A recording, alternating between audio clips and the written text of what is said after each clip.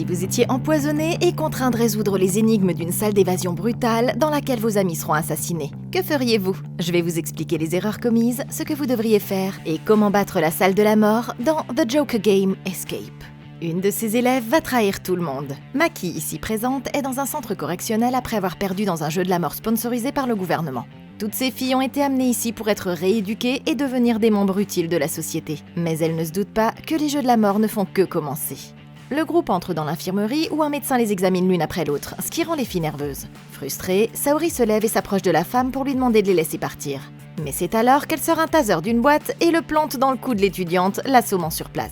Choquées, les autres ne peuvent que regarder l'enseignante qui leur explique qu'elles auront une chance de se sauver, mais seulement si elles réussissent un test. Soudain, toutes les filles s'effondrent sur le sol et perdent connaissance. Elles ont été empoisonnées, et bientôt, 5 d'entre elles vont mourir de façon atroce dans un autre jeu de la mort. Plus tard, les filles se réveillent et se retrouvent dans une étrange pièce bétonnée, sans savoir où elles sont, ni comment elles sont arrivées là. C'est terrifiant, et les filles s'aident mutuellement à se lever avant de chercher dans la pièce un moyen de s'échapper.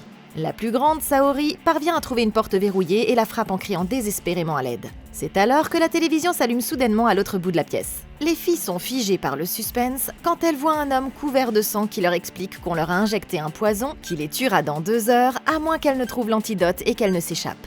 Les joueuses devront utiliser les indices qui leur ont été donnés pour s'échapper, mais si elles décident d'arrêter de jouer, elles seront sauvagement assassinées. C'est alors que la vidéo montre une étudiante inconsciente. L'homme réveille la jeune fille pour en faire un exemple, et les autres ne peuvent que regarder l'homme enfoncer un couteau dans le corps de l'étudiante jusqu'à ce qu'elle s'arrête de bouger. Les filles sont terrifiées, et c'est à ce moment-là que l'horloge déclenche le compte à rebours de leur mort. Ok, c'est intense. Ils assassinent déjà des étudiantes devant les caméras juste pour faire un exemple, et ça nous dit exactement à quel point on est toutes sacrifiables dans cette situation. On n'a aucune raison de penser que chacune d'entre nous va s'en sortir vivante. C'est pourquoi une des premières choses à faire ici est de déterminer qui sont les joueuses les plus faibles, pour pouvoir prendre l'avantage au moment opportun. Par exemple, Shimakawa n'a toujours pas quitté le sol après plusieurs minutes depuis le début du jeu de la mort. Et pendant que toutes les autres essaient de trouver quoi faire, elle est soit trop effrayée, soit trop timide pour apporter sa pierre à l'édifice. Ça fait d'elle la candidate idéale parce que ça signifie qu'elle préfère qu'on lui dise ce qu'elle doit faire, plutôt que de penser par elle-même. On doit se rappeler qu'il ne s'agit pas seulement d'une salle d'évasion, mais aussi d'un jeu mortel, ce qui fait d'elle un outil très utile qu'on peut manipuler ou pousser sous le bus si nécessaire. Des scénarios comme celui-ci peuvent être extrêmement utiles, parce que si tout le monde est convaincu qu'il s'agit d'un jeu coopératif, moins de joueuses développeront leur propre stratégie de survie. Si c'était moi, j'utiliserais cette situation à mon avantage, et je renforcerais la conviction de chacune que nous pouvons toutes sortir d'ici vivantes ensemble. Du coup, elles deviendront complaisantes et ne s'attendront pas à ce qu'on les trahisse. Pour ce qui est de s'échapper de cette pièce, l'homme à la télé a dit qu'on nous avait déjà donné des indices, alors il serait sage de vérifier nos poches pour s'assurer qu'on ne transporte rien d'utile sans le savoir. L'étape suivante consiste à inspecter la pièce, et la bonne nouvelle, c'est qu'il s'agit d'un endroit extrêmement simple.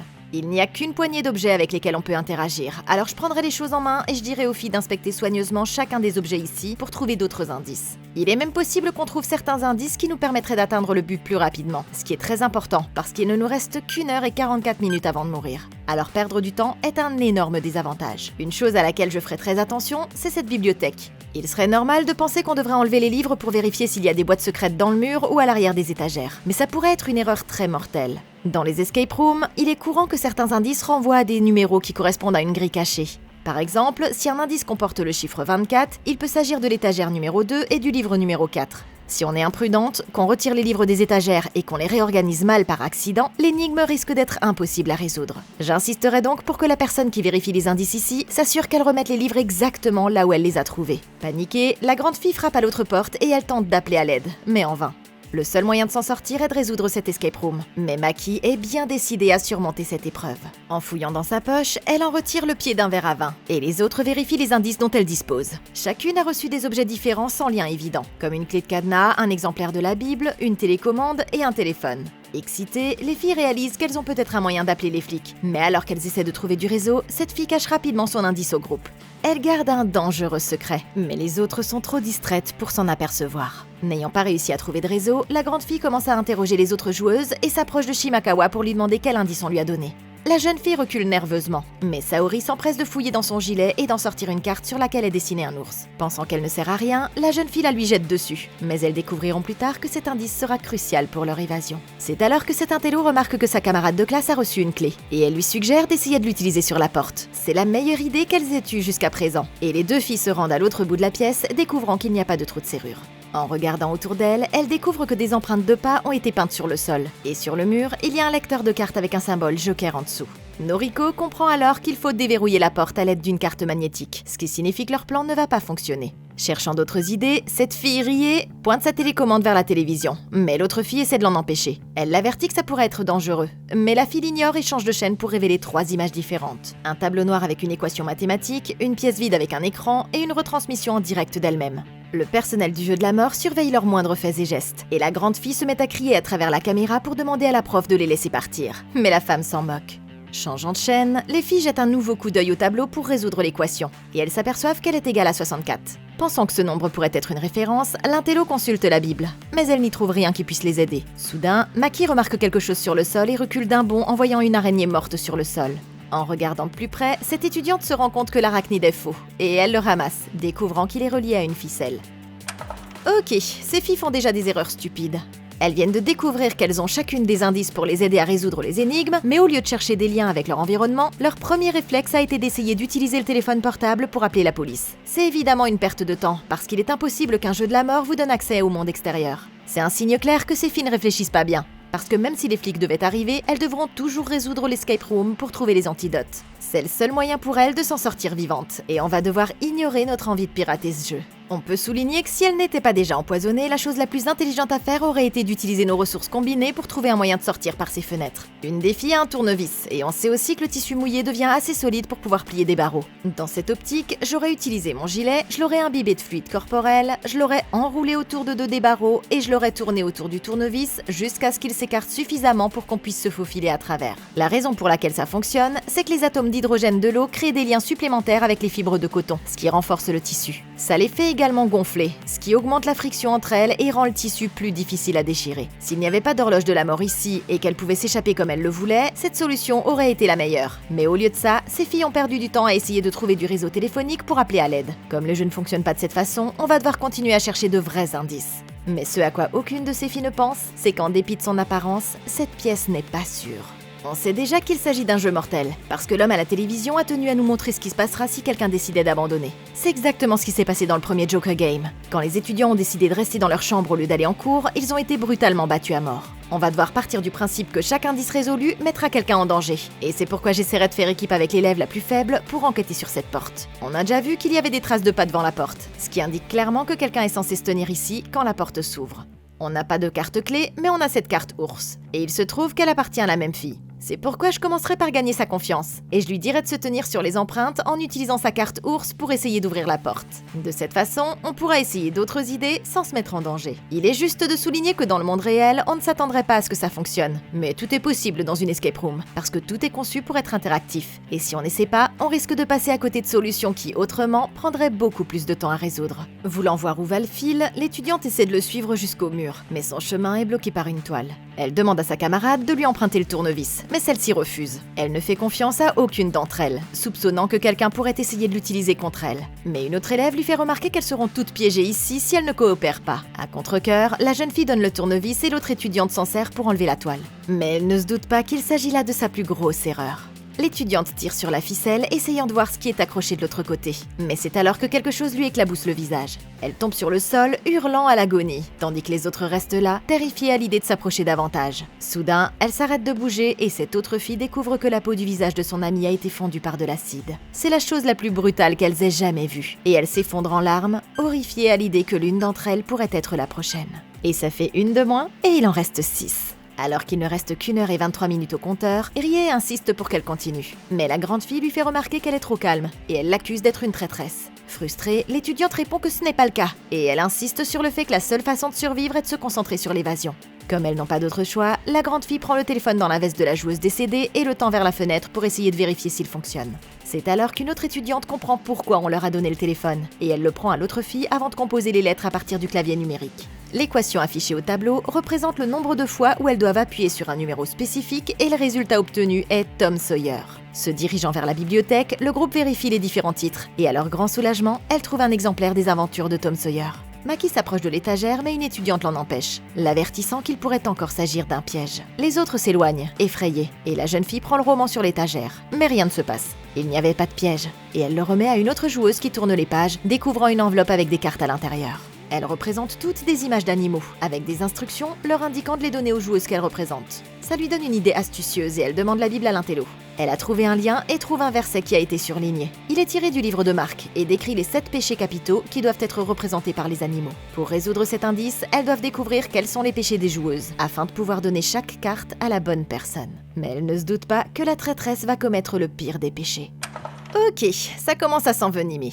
La jeune fille a trouvé un indice qui l'a conduite à cette grille de ventilation, mais elle ne se doutait pas que ça allait la tuer. On pourrait croire qu'il n'y a aucun moyen de s'attendre à ce que ça se produise, mais il est bon de souligner que si vous avez déjà joué à une escape room, vous savez qu'il y a généralement 5 types d'énigmes différents que vous pouvez trouver. Il y a les défis écrits, les défis physiques, les défis de perception sensorielle et les chasses au trésor. Mais le pire d'entre eux, c'est la manœuvre de diversion. Ce type d'énigme est utilisé intentionnellement pour vous égarer et réduire vos chances de gagner. Et le fait que la fille soit morte sans rien gagner de cette découverte prouve que ce jeu est beaucoup plus dangereux qu'il n'y paraît. Si cette fille avait utilisé son cerveau, elle se serait souvenue que dans le premier Joker Game, le gouvernement se débarrassait intentionnellement de tous les étudiants inutiles qui n'avaient pas de stratégie. Si elle avait gardé ça à l'esprit et donné la priorité à sa propre survie plutôt qu'à celle des autres, elle aurait pu encourager quelqu'un d'autre à prendre le risque de chercher l'indice, et elle serait toujours en vie. Ça peut sembler froid, mais influencer les gens est toujours un facteur important dans presque tous les jeux de la mort, et on doit s'assurer de se mettre dans une position où il est plus facile d'amener les autres à nous écouter quand ça importe le plus. C'est pourquoi j'essaierai d'assumer un rôle de leader le plus tôt possible. En effet, si les autres joueuses nous font confiance pour organiser le groupe et déléguer les responsabilités, on peut les utiliser comme bouclier en cas de déclenchement de piège, et personne ne pensera qu'on les a trahis dans le processus.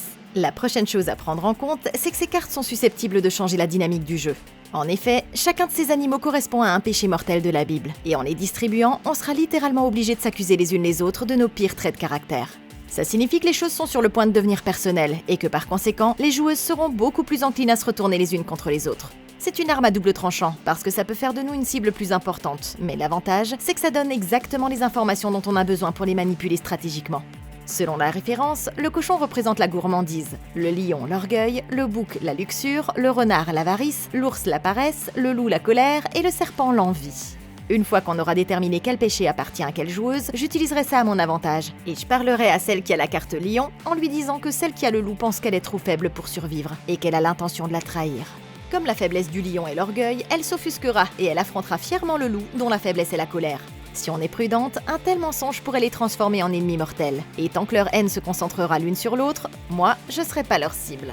Si on continue à répandre de fausses rumeurs et à utiliser leurs péchés pour monter les autres joueuses les unes contre les autres, on peut détourner l'hostilité de nous. Ce qui rend beaucoup plus probable le fait qu'on soit parmi les dernières joueuses debout.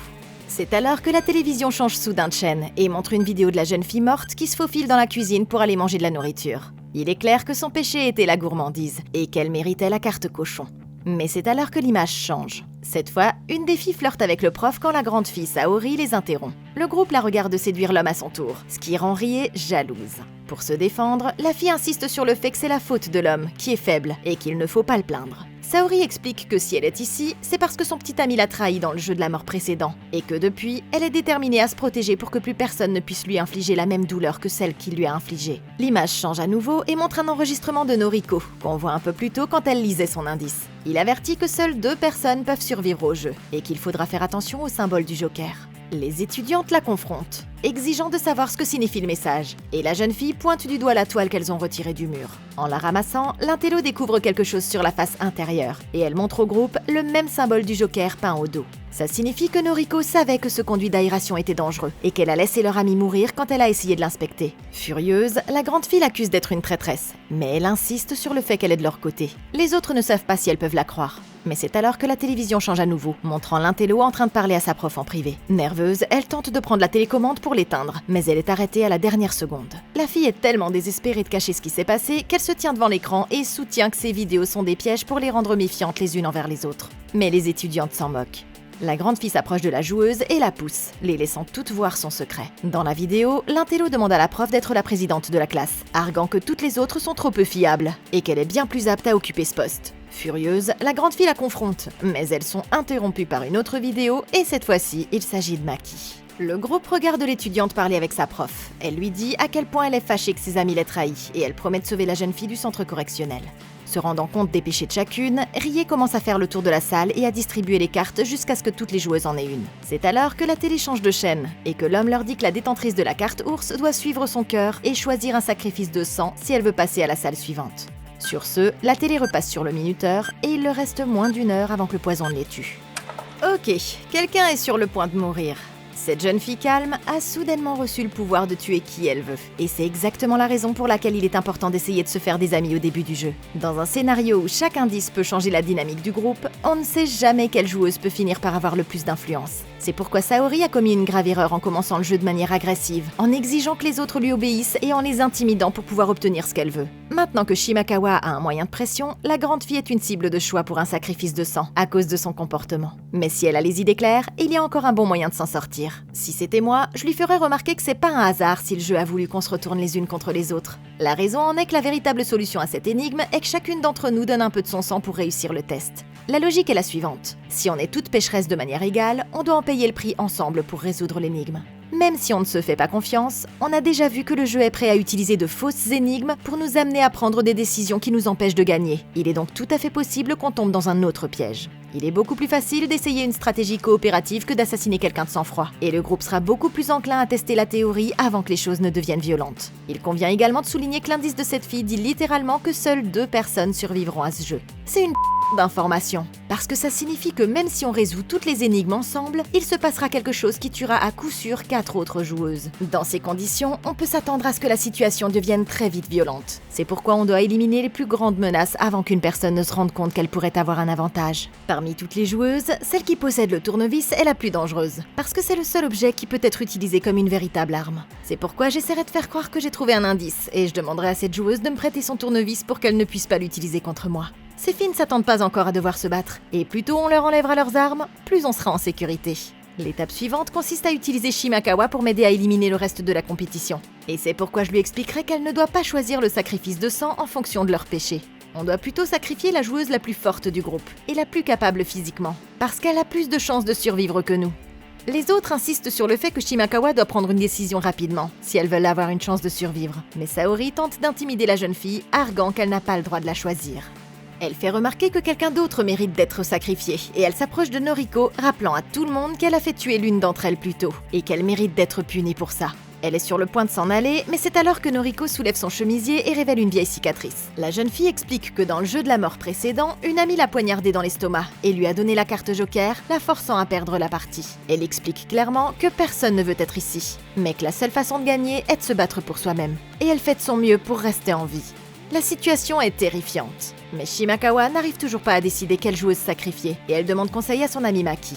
Bouleversée, la grande fille insiste pour qu'elle la laisse vivre, promettant de l'aider à survivre au jeu de la mort.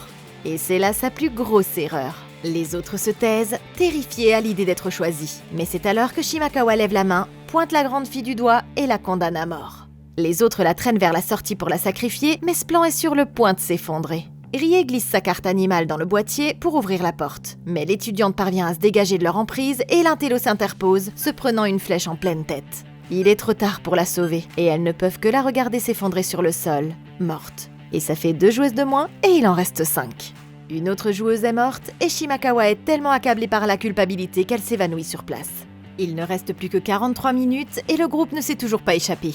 Aucune d'entre elles ne peut supporter d'autres morts, mais c'est alors que Maki remarque un clavier avec des lettres dessus. Elle se rend compte qu'elles doivent entrer un mot de passe pour quitter cette pièce, mais une des joueuses a une idée. Puisqu'on lui a donné le pied d'un verre à vin, elle pourrait trouver plus de réponses en cherchant la moitié supérieure, ce qui les mènerait au mot de passe de la porte. Agissant rapidement, les filles regardent partout dans la pièce, jusqu'à ce que Maki découvre une marque sur le mur. C'est un symbole de cœur. Rie se souvient de ce que l'homme a dit à propos de l'ours qui suit son cœur, et elle a une idée. Elle prend le tournevis, commence à poignarder le mur et perce le plâtre où se trouve une boîte avec un cadenas. Les autres se rassemblent autour d'elle tandis qu'une des joueuses déverrouille la boîte, et elle découvre toutes qu'il y a la moitié supérieure manquante du verre à vin à l'intérieur. Maki assemble les morceaux, mais elle ne sait pas ce qu'elles sont censées mettre à l'intérieur. C'est alors que l'une d'entre elles réalise qu'elles n'ont pas besoin de sacrifier une joueuse, mais simplement d'utiliser ce verre pour recueillir le sang d'une personne. Et la grande fille s'en empare, déterminée à s'échapper enfin de cet endroit. Ok, ces gamines n'ont aucune idée de ce qu'elles font. Elles viennent d'essayer de sacrifier Saori, mais l'intello n'a pas fait attention, et elle s'est pris une flèche dans la tête par accident. Il est important de souligner que si le jeu demande un sacrifice de sang, il faut s'attendre à ce que quelque chose de mortel se produise. Et le fait de la positionner à cet endroit ne fera que nous mettre en danger quand on ouvrira la porte. C'est pourquoi il aurait été beaucoup plus intelligent d'essayer de l'assommer d'abord afin de pouvoir sacrifier la fille sans se mettre en danger. Cela dit, ces filles n'ont jamais combattu de leur vie, et frapper une personne jusqu'à la mettre KO, c'est quelque chose d'assez extrême, surtout si on l'a jamais fait auparavant. Si l'une d'entre elles était jetée dans une battle royale et que quelqu'un lui fonçait dessus avec une arme, elle n'aurait pas d'autre choix que de se battre. Mais cette pièce n'a pas la même immédiateté, et ça les rend beaucoup plus hésitantes à assassiner une de leurs amies. C'est exactement la raison pour laquelle les mensonges et la tromperie jouent un rôle important dans un jeu comme celui-ci. Parce qu'il est beaucoup plus facile pour ce groupe de filles de se manipuler les unes les autres pour prendre de mauvaises décisions que de tuer quelqu'un de leurs propres mains. Par exemple, cette fille savait que les symboles du Joker pouvaient être mortels, mais elle a choisi de regarder ses amis mourir plutôt que de les prévenir. Elle a agi de sang-froid. Mais si on regarde ici, les indices disent seulement de faire attention aux symboles du Joker, sans dire explicitement ce que ces symboles signifient. En utilisant ça à mon avantage, je dirais à Saori que le jeu n'a pas été honnête avec tout ce qu'il nous a dit jusqu'à présent, et qu'on devrait logiquement penser qu'il s'agit d'une ruse. Le seul moyen de passer cette porte, c'est d'activer l'énigme suivante, ce qui signifie que quelqu'un doit se tenir ici. Ça peut sembler risqué, mais étant donné que ces symboles ne sont apparus que sur ces deux objets dans toute la pièce, c'est en fait un indice qu'ils sont censés être utilisés ensemble. Et le seul moyen d'y survivre est de se tenir sur les empreintes de pas en tenant la toile devant soi comme un bouclier. Même si on soupçonne qu'il s'agisse d'un piège, il faudra quand même le désarmer, si elles veulent survivre et passer à la pièce suivante. Vu le compte à rebours de l'horloge de la mort, on pourrait peut-être convaincre la fille que c'est dans son propre intérêt, et qu'il faut tester la théorie. Saori s'approche de la joueuse morte et remplit le verre de son sang. Elle le regarde fixement, mais la fille le laisse tomber de frustration. Il ne semble pas y avoir de nouvelles indications, mais quand une autre joueuse le ramasse, elle découvre le prochain indice. Le sang a mis en évidence le mot « Joker », et la grande fille s'empresse de l'entrer dans le clavier, déverrouillant ainsi la porte de la pièce suivante. Elles peuvent enfin vaincre ce jeu de la mort, mais elles ont tout oublié que seules 2 personnes s'en sortiront vivantes. Le groupe entre dans la pièce suivante quand la porte se referme brusquement derrière elles et enferme les survivantes à l'intérieur. Elles n'ont plus que 36 minutes pour résoudre une nouvelle énigme. Saori soulève le tissu qui recouvre un objet, et elle découvre un boîtier métallique en dessous. La grande fille l'ouvre aussi vite qu'elle le peut et en sort un couteau aiguisé comme un rasoir. Au même moment, Maki ouvre une autre boîte et y trouve une étrange seringue. Ça doit être l'antidote, et Saori exige qu'elle le lui remette. Mais la jeune fille refuse. Désespérée, la grande fille s'empare d'une autre joueuse et menace de la tuer si Maki ne lui donne pas l'antidote. Maki ne veut pas que son amie meure, et n'ayant pas d'autre choix, elle décide de lui donner le remède. Mais la grande fille demande soudain si la seringue porte le symbole du Joker. Elle est terrifiée à l'idée qu'il puisse s'agir d'un piège, mais l'étudiante l'examine attentivement et ne trouve rien. Soulagée, Saori lâche son otage et prend la seringue. Mais alors qu'elle s'éloigne en titubant pour se l'injecter, Shimakawa ramasse le couteau. Furieuse, elle poignarde la grande fille sur le côté, mais ça ne suffit pas à la tuer. L'étudiante retire le couteau de son corps et s'élance vers la joueuse, plantant la lame directement dans l'estomac de Shimakawa. Elles s'effondrent sur le sol, saignant toutes les deux abondamment de leurs blessures. Et Saori supplie qu'on lui donne l'antidote. Mais une autre joueuse se précipite sur la seringue et la ramasse sur le sol. Accablée de culpabilité, Shimakawa donne à son amie un tube de métal et lui avoue que c'est elle qui a mis les indices dans les poches de tout le monde. La prof lui a ordonné de le faire, et elle a l'impression de les avoir toutes trahies. Mais l'autre fille la rassure en lui disant que ce n'est pas le cas. Les étudiantes ne font rien d'autre que de regarder les joueuses se vider de leur sang, ce qui fait 4 joueuses mortes, et il en reste 3. Il ne reste presque plus personne, et Maki révèle aux autres que Shimakawa travaille avec leur prof. C'est terrifiant, et pour ne rien arranger, le poison commence à faire effet. Rie commence à tousser et se rend compte que sa main est couverte de sang. Il n'y a assez d'antidote que pour une seule personne, et aucune des joueuses restantes ne veut tuer les autres pour obtenir le remède. Espérant qu'il y ait une autre issue, elle cherche d'autres indices dans la pièce, et Maki découvre un trou à l'intérieur de la boîte. C'est très étrange, mais quand elle insère cette barre dans le trou, une trappe s'ouvre. À l'intérieur, elle découvre une deuxième seringue et un jeu de cartes. Ça signifie que seules 2 joueuses peuvent être guéries. Et les filles décident de jouer à la vieille fille en convenant que les gagnantes recevront l'antidote. Mais il ne reste plus que 28 minutes. Ok, ces filles auraient dû s'entretuer depuis bien longtemps. Depuis que le jeu a révélé l'indice de cette fille, elles savent que seules 2 joueuses pourront survivre. Et le fait qu'elles aient attendu aussi longtemps pour tuer quelqu'un de front signifie qu'elles ne prenaient pas le jeu au sérieux. Les 3 filles restantes ne veulent pas résoudre le problème par la violence, mais jouer à la vieille fille est probablement la pire idée du monde. Pour commencer, la victoire à ce jeu repose sur la chance, et à moins que vous ne sachiez lire votre adversaire et le manipuler à la perfection, ce jeu de cartes ne fait qu'hypothéquer vos chances de survie. L'approche la plus intelligente consiste à trouver quelque chose d'autre qui garantisse le succès, et dans un jeu de la mort, il n'y a rien de mieux qu'un meurtre de sang-froid. L'un des grands avantages de ce jeu, c'est qu'il n'a pas été évident pour les joueuses de s'entretuer. Ça signifie que pendant la majeure partie du jeu, tout le monde a baissé sa garde. Et c'est pourquoi si c'était moi, je m'assurerais de prendre le couteau avant tout le monde.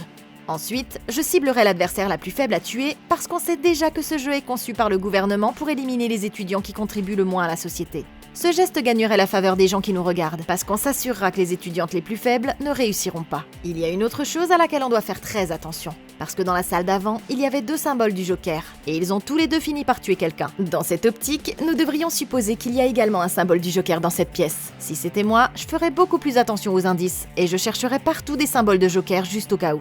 Si le jeu est prêt à mentir sur tout le reste, on devrait pas non plus supposer qu'il peut y avoir 2 gagnantes. On doit se préparer au pire des scénarios, et si tuer une joueuse supplémentaire signifie que je serai la seule survivante, c'est pas une si mauvaise idée. Rassemblées autour de la boîte, les joueuses commencent à échanger leurs cartes et à former des paires. Mais au fur et à mesure que le jeu se poursuit, l'une d'entre elles finit par se débarrasser de la dernière paire dont elle a besoin pour être la première gagnante. Ça signifie qu'une seule de ces filles obtiendra le dernier antidote, et elle ne se doute pas que Maki a un plan astucieux pour gagner. À 10 minutes de la fin, elle pose ses 2 dernières cartes sur la boîte et conclut un marché. La jeune fille ne veut plus trahir personne, et elle avoue que cette carte est le Joker. Surprise, son adversaire n'est pas sûr qu'elle dise la vérité. Mais Maki affirme que la seule façon de gagner est de prendre l'autre carte. La jeune fille pense qu'il s'agit d'une ruse, et elle tend la main vers le Joker, testant sa réaction pour voir si elle ment. Mais Maki ne bronche pas. Décidée à lui faire confiance, la jeune fille prend la carte de gauche et découvre que c'est exactement ce dont elle a besoin pour gagner cette partie. Ça signifie que son adversaire disait la vérité. Mais en tant que perdante, Maki ne quittera pas cette pièce vivante. Plus tard, alors qu'il ne reste que 5 minutes, cette fille prend l'antidote, mais elle se met soudain à convulser sur sa chaise. Quelque chose a mal tourné, et les survivantes ne peuvent rien faire pour lui sauver la vie. Ça fait 5 joueuses en moins, et il n'en reste plus que 2. L'autre gagnante confronte la jeune fille, exigeant de savoir si elle a menti au sujet de la marque du Joker sur la seringue. Mais elle précise que c'est pas le cas. Il y avait bien une marque, mais c'était sur la boîte, et elle l'a cachée à tout le monde. Avec autant de morts, c'est trop pour cette fille, et elle s'effondre, terrifiée à l'idée de mourir. Soudain, Maki lui prend le bras et lui administre la seringue restante. Quelques instants plus tard, le compte à rebours se termine et une alarme se déclenche avant que la porte ne se déverrouille. D'une manière ou d'une autre, avec une seringue seulement, elles sont toutes les 2 parvenues à survivre. Ça n'a aucun sens. Et la jeune fille demande comment l'autre joueuse peut encore être en vie. Maki révèle alors qu'elle n'a jamais été empoisonnée. Pendant tout ce temps, la fille était en pleine forme, ce qui fait comprendre à Noriko qu'elle devait être la traîtresse. Tout au long du jeu de la mort, elle a dirigé tout le monde vers chaque indice, et elle les a toutes fait tuer sans que personne ne la soupçonne jamais. La vérité est brutale, mais l'étudiante se justifie en expliquant qu'elle a fait tout ça pour sauver la vie de sa sœur. Il y a quelques mois, la prof lui a révélé que sa sœur Kana a réussi à s'échapper d'un jeu mortel, et que le gouvernement la tuera si Maki n'accepte pas de participer à l'escape room. Si elle le faisait, la femme promettait de laisser la jeune fille tranquille, et n'ayant pas d'autre choix, Maki a accepté. C'était le seul moyen de sauver la vie de sa sœur. Et maintenant que le jeu est terminé, l'enseignante indique que sa petite sœur est officiellement morte. Le gouvernement ne la traquera plus et la jeune fille s'en va, satisfaite de pouvoir caresser le visage de sa sœur à nouveau. Mais qu'en pensez-vous? Comment auriez-vous battu The Joker Game Escape? Dites-le moi dans un commentaire ci-dessous. Merci beaucoup d'avoir regardé. Laissez un like, abonnez-vous et consultez la playlist de Comment battre pour plus de vidéos comme celle-ci. Et d'ici la prochaine fois, passez une excellente journée!